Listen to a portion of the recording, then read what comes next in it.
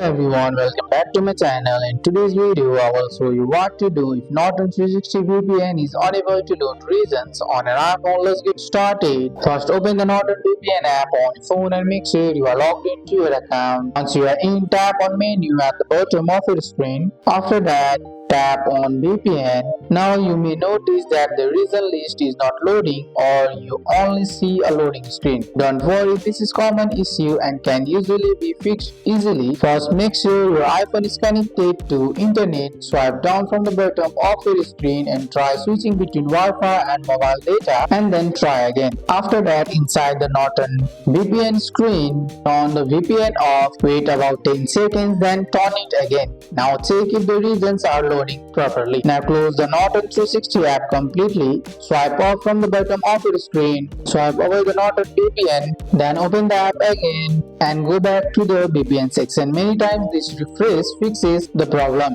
If the issue continues, restart your iPhone, turn your iPhone off, wait a few seconds and turn it back on. Open Norton 360 again and check the VPN regions. Now go back to the App Store on your phone. Tap on profile at the top of your screen. Now scroll down and check if Norton 360 has an update. If an update is available, install it. An outdated app can cause VPN loading issues. And that's it. These steps usually fix the problem when Norton 360 VPN regions are not loading on our phone. That's all for today's video, guys. I hope you guys like this video. If you found this video helpful, drop a like, subscribe for more videos. Thanks for watching. See you in the next one.